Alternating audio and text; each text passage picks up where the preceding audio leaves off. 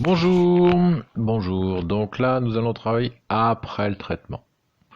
Nous allons commencer par ce premier point, le point de la vessie. Donc là, il suffit que la tête repose sur les doigts au coin de l'œil. C'est le point de départ de cette énergie que nous allons travailler pour nous remettre de cette séance au sommet du crâne. Un autre point. Voilà, ça c'est à faire dans les 2 jours qui suivent un traitement de type chimio ou de type radio. On va aller chercher la bosse de bison. Voilà, c'est le point. C'est la 7e vertèbre cervicale, c'est celle qui dépasse un peu, donc on va rester un petit peu en pression sur l'apophyse de cette 7e cervicale. Et le doing, donc nous allons commencer par faire un doing global, mais là, nous allons faire quelque chose qui est plutôt de l'ordre de la polarité. C'est-à-dire que je pose mes mains pour diffuser. Je vais poser mes mains, je vais prendre le temps de respirer. Voilà. C'est une polarité, c'est comment dire, c'est une forme de massage, on appelle le type feu. C'est un toucher qui permet de diffuser, qui permet la diffusion, qui permet de répartir ce dont le corps a besoin après la séance qu'il a dû subir. Donc voilà, on prend son temps pour retrouver son corps, pour se réapproprier son corps, car c'est mon corps. C'est l'enveloppe charnelle qui m'appartient et qui va me permettre de vivre, d'aller jusqu'au bout de ma vie. Et on lui donne de l'amour.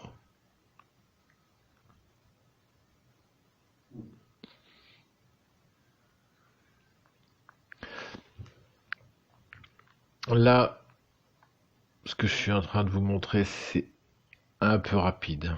Généralement, à chaque fois qu'on pose sa main, on prend le temps de respirer. On prend le temps de se poser.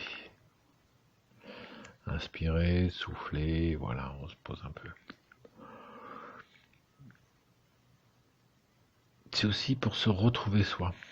Donc ça, parfois ça peut demander du temps. Donc on travaille la tête, on va respecter le schéma corporel, on va travailler la tête, on a travaillé la tête déjà dans un premier temps. La poitrine, bon le dos c'est un petit peu compliqué, manque de souplesse, les bras, les jambes.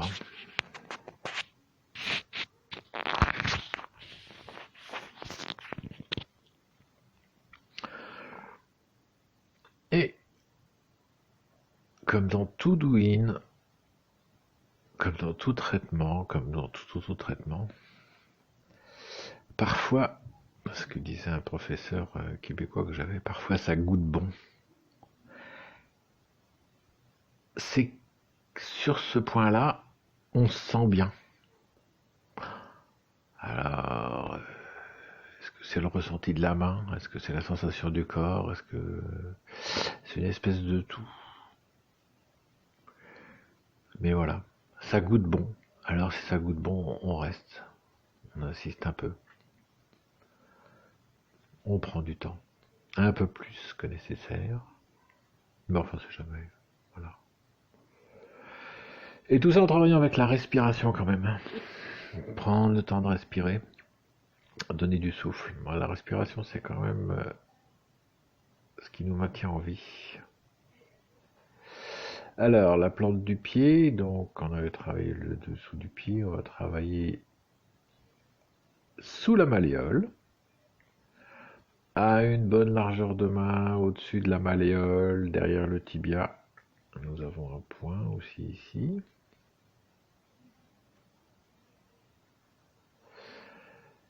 toujours ce point à l'intersection, à la jointure de métatarses entre le gros orteil et le deuxième orteil.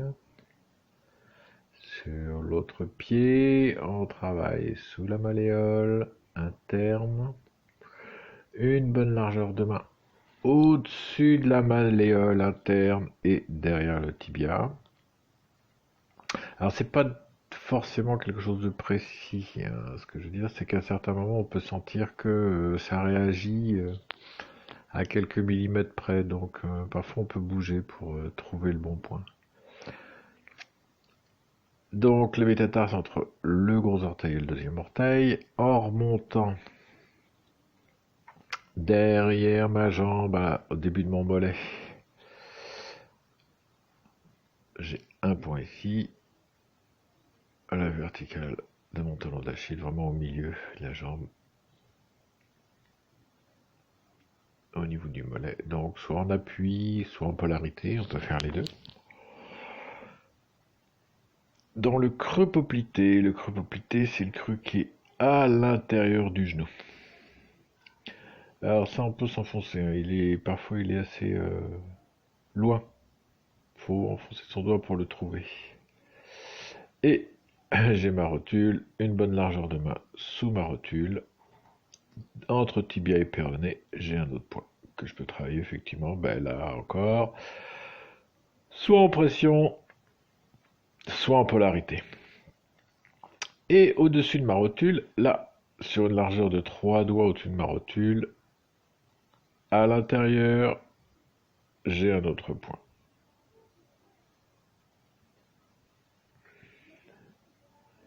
Alors on reprend autour du genou, donc on a le creux poplité à l'intérieur du genou.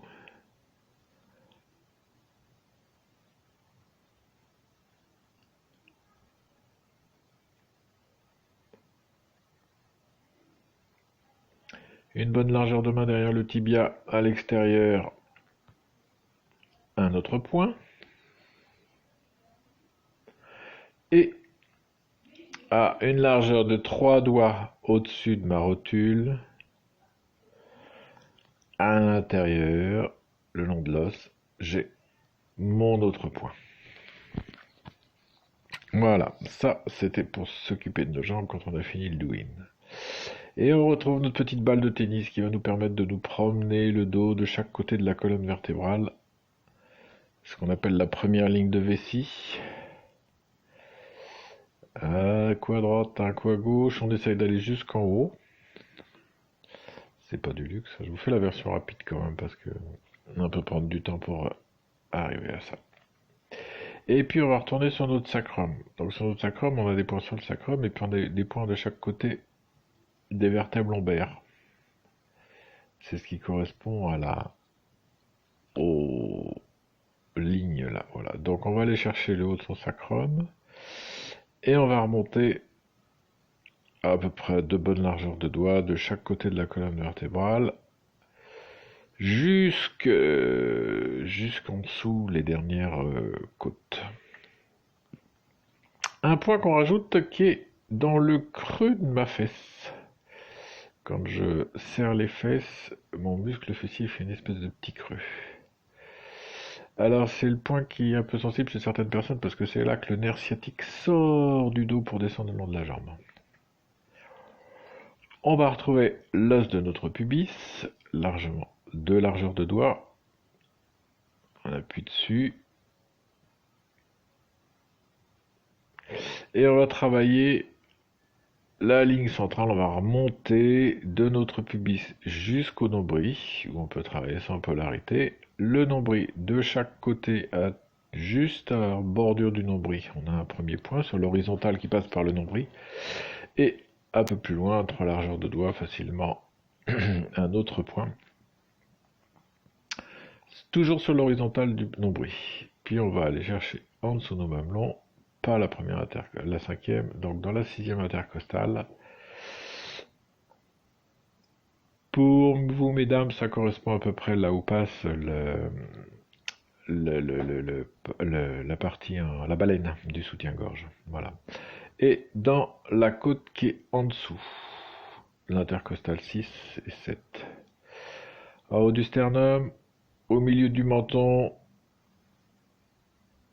et la petite dépression qui se situe sous ma mâchoire de chaque côté.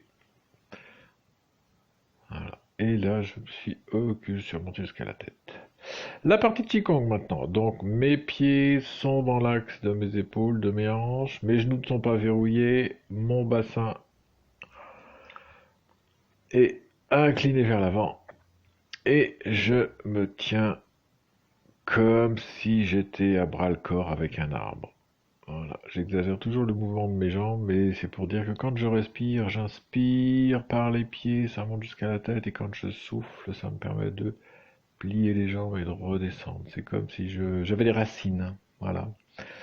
Mes pieds aspirent l'énergie de la terre quand j'inspire, et quand je souffle, je rends cette énergie à la terre. Et cette énergie me permet de monter dans les feuilles, dans les arbres en haut.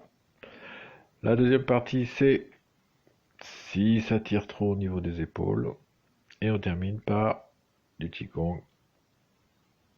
Je tourne mon torse et c'est en tournant mon torse que mes bras sont entraînés. La même chose, mes bras, mes épaules sont libres, mes poignets, mon coude, c'est libre. L'énergie, elle vient du centre du corps. Quelques moulinets, voilà, avant de vous remercier. Bonne séance!